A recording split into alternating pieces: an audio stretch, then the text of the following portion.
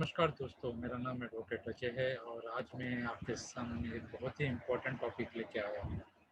जैसे कि हम जानते हैं कि पिछले कुछ दिनों से कृषि बिल को लेके बहुत सारे इश्यूज़, बहुत सारे क्वेश्चंस रेज़ हो रहे हैं। तो कहीं न कहीं मुझे लगा कि ये राइट टाइम है, as a law student, as a law pursuing और as a advocate we must be aware, हमें इस कानून और इस लॉ के बारे में बेसिक इन्फॉर्मेशन होना बहुत ज़रूरी है। तो जैसे कि आप जानते हैं, ये जो कृषि बिल है, ये बिल का नाम है the farmers produce trader and commercial promotion and facilitation act 2020। आप जानते हैं कि किस प्रकार से इस बिल को हाउस में लाया गया, संसद में लाया गया और संसद से पारित करके इसे कानून के रूप में लागू किया गया। परंतु गए 2 दिनों में हमें जैसे पता चला है कि पंजाब पहला राज्य ऐसा बन चुका है जिसने इस बिल के अंदर व्हाइट पेपर ऐड करके एक नया कानून लाया है, जिसके तहत कोई भी इंसान अगर MSP that is minimum support price के नीचे चाहे वो व्हीट हो या राइस हो, अगर उसको प्रोक्योर करेगा तो उसे 3 साल तक की जेल और प्लस पेनल्टी की प्रावधान किया गया है। तो एज़ अ लॉ स्टूडेंट मुझे लगता है कि हमें इस बिल के बारे में जानकारी रखना बहुत ज़रूरी है और तो हम आज इस बिल के साथ आगे बढ़ेंगे। तो पहले हमें समझना पड़ेगा कि ये बिल क्या है और किस तरीके से इसको लाया गया।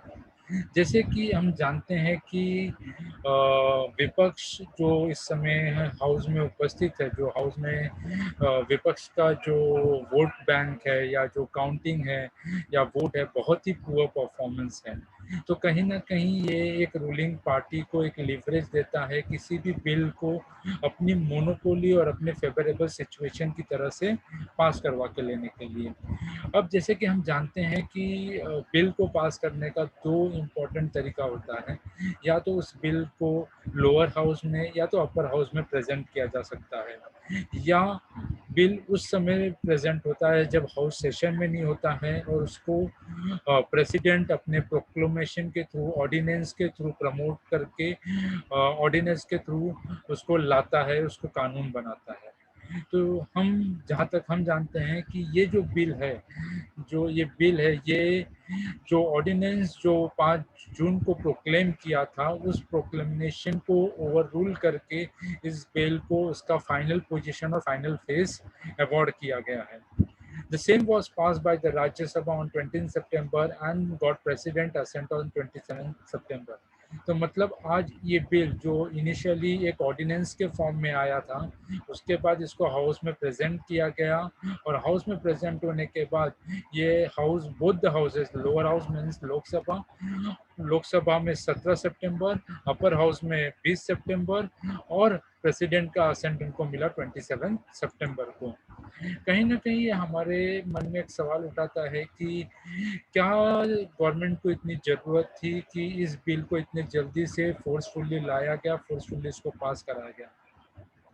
जैसे कि आप जानते हैं, अगर इसके बैकग्राउंड को देखेंगे तो हमारे कंट्री को फॉरेन डायरेक्ट हमारी कंट्रीज़ को फ्री फेयर ट्रेड के लिए एक पैक्ट साइन करना था। फ्री फेयर ट्रेड के पैक्ट के अनुसार जो भी डब्ल्यूटीओ मेंबरिंग कंट्री है, उसको कहीं न कहीं लोकल मार्केट में जो उनका फाइनेंशियल एड जो गवर्नमेंट प्रोवाइड करती है, उसको धीरे-धीरे रिमूव करना है, so that the other countries, competitive countries, companies can enter into the local market and can carry with their trade activities.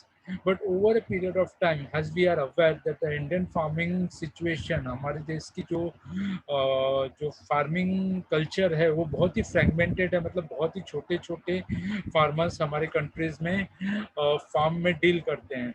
तो ऐसे सिचुएशन में जब कोई भी बड़ी कंपनीज़ को अगर हम फ्री फेयर ट्रेड के लिए एंटर करने को दे देंगे, तो हम अपने हाथ से अपने किसानों का गला घोटते नज़र आएँगे। जैसे कि आप जानते हैं कि एक कंपनी थी, एक मोबाइल नेटवर्किंग कंपनी थी जिसने इनिशियली मार्केट में आई, उसने फ्री डेटा, फ्री कॉलिंग करके लोगों को अट्रैक्ट किया। बाद में एक चंक ऑफ क्लाइंट जो उसके थे उन्होंने उसको प्रोक्योर किया, and after getting that client and building a strong monopoly in the market, उन्होंने चार्जेस लेव करना स्टार्ट कर दिया even for the incoming also. So this is the best example for us to understand. हमें एक ये बहुत ही अच्छा उदाहरण हमारे समक्ष रखा गया है जिससे हमें जान चल सके कि कैसी फॉरेन कंपनीज, कैसे बड़े बड़े कॉरपोरेट हाउसेस, अगर उनको फ्री हैंड दे दिया जाए एग्रीकल्चर में तो वो किस तरीके से लोअर फार्मर और पुअर फार्मर को एक्सप्लॉइट कर सकते हैं। नाउ ये बिल के बारे में हमें समझना है कि ये बिल क्या बोलता है। ये बिल कहता है कि इस बिल के थ्रू हमने दो इम्पोर्टेंट चेंजेस स्टैट्यूटरी जो टू इम्पोर्टेंट स्टैट्यूटरी चेंजेस लाए हैं, जिसमें ये बोलते हैं कि हम फार्मर को एम्पावर कर रहे हैं कि वो कहाँ भी ट्रेडिंग करे, कहाँ भी वो फूड ग्रेन बेच सके। उसके अलावा ये फार्मर को इंटर स्टेट, मतलब एक स्टेट के अंदर और इंट्रा स्टेट मीन्स स्टेट के बाहर फ्री एंड फेयर ट्रेड करने का अनुमति और परमिशन ग्रांट करते हैं। अभी ये दो पॉइंट के अगेंस्ट मैं आपसे एक सवाल पूछना चाहूँगा कि जब गवर्नमेंट बोलता है कि हम आपको एम्पावरमेंट दे रहे हैं, हम आपको एक अपॉर्चुनिटी दे रहे हैं कि आप अपने आप को एक्सप्लोर कर सकते हैं, पहला सवाल गवर्नमेंट से ये पूछना चाहिए, क्या पहले फार्मर को अलाउड नहीं था बाहर जाके सेल करने के लिए? था, पहले भी सेल था, बट इस स्टैट्यूट के तहत उसको कोडिफाई करके कह दिया गया है कि नहीं अभी आप जा सकते हो। मतलब पहले भी जा सकते थे बट अभी उसको कोडिफाई करके लिख के बताया गया है कि अभी आप जा सकते हो।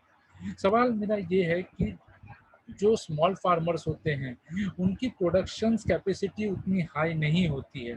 जब उनकी प्रोडक्शन कैपेसिटी इतनी हाई नहीं होती है तो उनके लिए एक ट्रांसपोर्टेशन व्हीकल हायर करके इंट्रा स्टेट और इंटर स्टेट ट्रैवल करके अपने प्रोडक्ट्स को सेल करना ये बहुत ही नॉट वाइबल कॉन्सेप्ट लगता है। सपोज अगर मेरे पास 100 kg वीट है, तो अगर मुझे 100 kg वीट बेचने के लिए मुझे 1000 या 5000 रुपीज ट्रांसपोर्टेशन पे करना पड़े, तो ऑटोमेटिकली जब मेरा प्रोडक्ट अल्टीमेट मार्केट में पहुंचेगा तो कॉम्पिटेटिव प्रोडक्ट से कंपैरेटिवली मच हायर रहेगा मेरा प्राइसिंग, बिकॉज मेरे पास उस क्वांटिटी को रोल आउट करने की कैपेसिटी नहीं है। जहाँ तक सवाल नंबर 2 है, जो बोलता है कि जो फार्मर इंटर स्टेट और इंट्रा स्टेट में आप ट्रांसपोर्टेशन कर सकते हैं, आप ट्रैवल कर सकते हैं, प्रोडक्ट को बेच सकते हैं, कलेक्ट कर सकते हैं, बेच सकते हैं, ये तभी वाइबल होता है जब किसी स्टेट को एक फैसिलिटेटिंग पावर दिया जाए। आज हमको ये समझने की ज़रूरत है कि अ, हमारे देश की जो शिक्षा प्रणाली है, जब प्राइवेट इंस्टीट्यूशन को लाया गया, प्राइवेट एजुकेशन इंस्टीट्यूशन को एस्टेब्लिश किया गया, तो कहीं न कहीं ये पॉलिटिकल लॉबिंग ही थी कि government infrastructure, government education system को डिस्ट्रॉय किया जाए, क्योंकि अगर ये सिस्टम डिस्ट्रॉय हो जाएगा तो लोग जो प्राइवेट इंस्टीट्यूशन में आएँगे, और ये प्राइवेट इंस्टीट्यूशन की जो मैक्सिमम लॉबिंग है, ये हर तरीके से कहीं न कहीं पॉलिटिकली कनेक्टेड है। अगर आप आज कहीं भी चले जाएँ, किसी भी स्टेट में चले जाएँ, 75% education institution plus 75% medical institution are owned by a ruling or opposition or some or the other way political parties. So that means these are the games which has been plotted by a government to exploit the farmer, which means they are speaking about they are going to establish a parallel market, means there will be a government market and there will be a private mandis. So that means by establishing a private mandis, they are going to give the monopoly to the corporate houses, and whereby slowly they will destroy this government institution, so that the government don't have the burden upon their head. So finally, they are giving a farmer a small piece of dying pill, which will slowly kill the farmers. Now coming to the second issues, what are the objectives? They are telling to end the monopoly of the traders.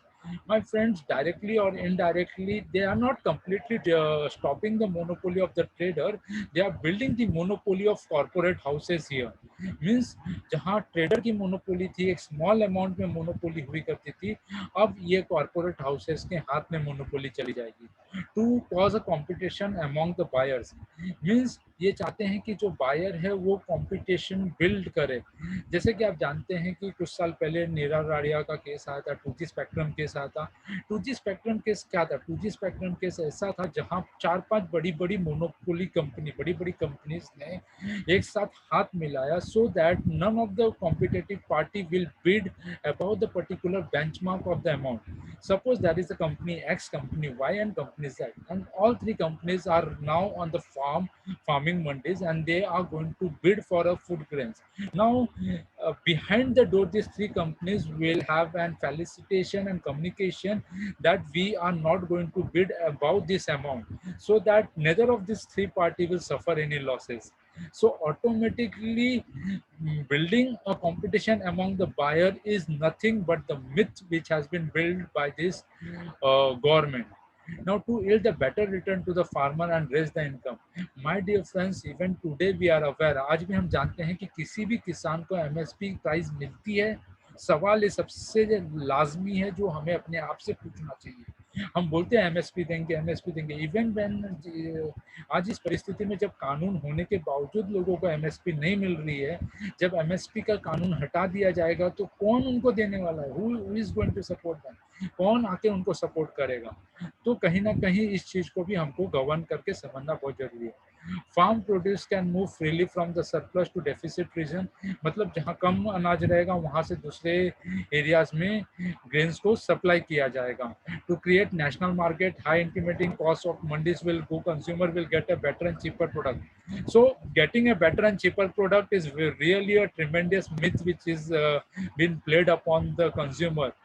Today also we are aware that even though the farmers are getting 5 to 6 rupees per kg for production of wheat and 11 to 12 rupees per kg for production of rice, and the ultimate prices which we are paying is nearby 50 to 60 for the rices and 30 to 45 pluses for the wheat flours or wheat.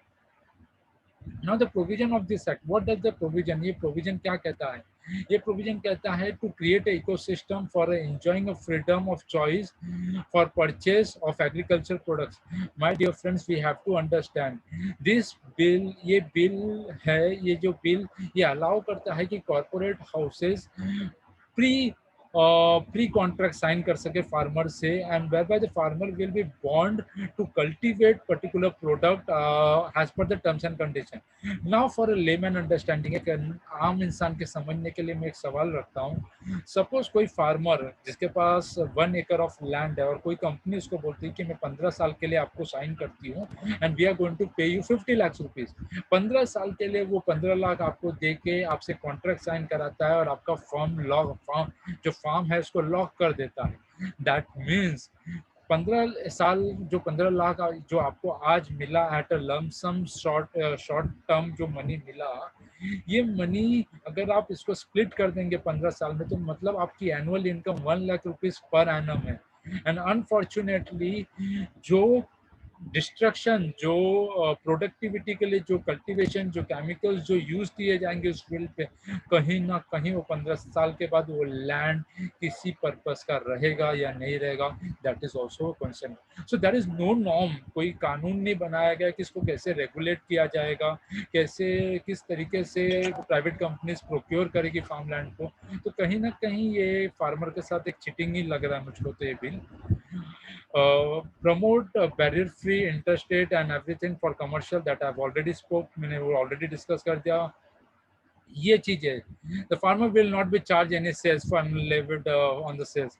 आज भी कानून में, law में कहीं भी farmer को किसी तरीके का सेल्स और टैक्स भरने की कोई प्रोविजन था ही नहीं. ये तो ऐसा हो गया है कि जो चीज आपके पास ऑलरेडी थी, मतलब जो चीज आपकी ही है, मतलब ये घर आपका था तो आज गवर्नमेंट ने उसको पेपर पे लिख के देता है कि ये घर तुम्हारा है and see what we have done for you, मतलब हमने आपके लिए कितना कुछ कर दिया. भाई जो चीज मेरी है आप उसको सिर्फ एक पेपर पे लिख के और कानून बना दोगे कि देखो मैंने तुम्हारा घर तुमको ही दे दिया। इस ये आपने कुछ बड़ा काम नहीं किया है, ये तो ऑलरेडी मेरा था, आपने मेरे लिए क्या किया वो बताइए, सवाल ये होना चाहिए। नाउ जो डाउट है आज लोगों के दिमाग में, फार्मर के दिमाग में इस बिल को लेके, that is minimum support price, because ये कानून एमएसपी को लेके फुल्ली साइलेंट है। जब एमएसपी को लेके फुल्ली साइलेंट है, इसका मतलब there is a no provision which has been duly codified. ये जो चिल्ला रहे हैं हम प्रोटेक्शन देंगे, हम प्रोटेक्शन देंगे, no matter even if today I say कि नो मैं तो आपको ताजमहल भेज दूंगा, मैं आपको ताजमहल दूंगा, but it is not possible. So we have to understand, जो हम बातें करते हैं कि मिनिमम सपोर्ट प्राइस की, जो मिनिमम सपोर्ट प्राइस ये गवर्नमेंट एश्योर कर रहा है, ये जब तक स्टैट्यूटरी या कानूनी रूप से हम लागू नहीं करेंगे, जब तक इसका प्रैक्टिकल इम्प्लीकेशन कोई भी नहीं होगा। तो हमें ये चीज़ बहुत समझने की ज़रूरत है, जो मिनिमम सपोर्ट प्राइस जो हम कमिट कर रहे हैं, क्या हम वो डिलीवर कर सकते हैं कि नहीं, और वो डिलीवर कभी होगा और बाइंडिंग कभी होगा, जब वो स्टैट्यूटरी मेथड में, मतलब एक कोडिफाइड फॉर्म में उसको इनेक्ट किया जाए। अपार्ट फ्रॉम दैट, जो ये बोल रहे हैं कि आप एपीएमसी मार्केट के बाहर जाके फ्रूट ग्रेन या ग्रेन्स बेच सकते हो, प्रैक्टिकली ये जो चीज़ें आप कह रहे हैं कि इसकी पॉसिबिलिटीज़ किस तरीके से, ये भी हमको जस्टिफाई करना जरूरी है। क्योंकि जब हम प्रैक्टिकल बातें करेंगे कि एक मार्जिनल फार्मर, एक segmented land owner own farmer और मार्जिनल फार्मर के लिए वो अमाउंट ऑफ इनपुट डालना, प्रोडक्ट को लेके मंडी के बाहर जाना, ये प्रैक्टिकली इम्पॉसिबल लग रहा है। उसके लिए बेस्ट वे यही होता है, जो नियर बाई गवर्नमेंट मंडी है वहाँ तक पहुँच जाए, अपने गुड्स को या अपने प्रोडक्ट को वहाँ सेल आउट कर सके। सो कहीं ना कहीं ये भी एक थोड़ा सा फिशी सिचुएशन लग रहा है। Electronic trading portal like E NaMo, now my friends, जो किसान पढ़ा लिखा नहीं है, जो एजुकेटेड नहीं है, जो इलेक्ट्रॉनिक चीज़ें चलाना नहीं जानता, अगर वो इतना ही एजुकेटेड, वेल एजुकेटेड होता तो वो मार्जिनल फार्मिंग के बदले टेक्निकल फार्मिंग में क्यों नहीं चला गया होता। तो कहीं ना कहीं ये जो बातें हैं, हाँ ये पॉसिबिलिटीज़ है, नियर फ्यूचर में आप ये जो पोर्टल है इसको बिल्ड कर सकते हैं, जिसके थ्रू आप डायरेक्टली मॉनिटर कर सकते हैं। बट आज हम खुद जानते हैं कि पब्लिक डिस्ट्रीब्यूशन सिस्टम, जो पीडीएस सिस्टम के थ्रू जो राशनिंग फूड जा रही है, even in the rural and semi urban, rural urban areas, we can see that biometric system is still a failure because there is a lack of infrastructure, lack of electricity and everything. So this is something which is very fishy question. Now, why the protest is going on? The protest is going on because uh, every state are thinking this is a procurement upon the federal structure. Means we know there is a federal system in our India. We have a central bodies, we have a state autonomous body to have their houses, have their rooms and terms and conditions. So some or the other way, this is like a procurement of a right of central over the states right of federal system. So they are having such a doubt that because of this, the regulations of the state will be taken away and it will be directly controlled by the central. Now it is prohibiting the government from collecting market fees, sales, levying, and outside the APMC.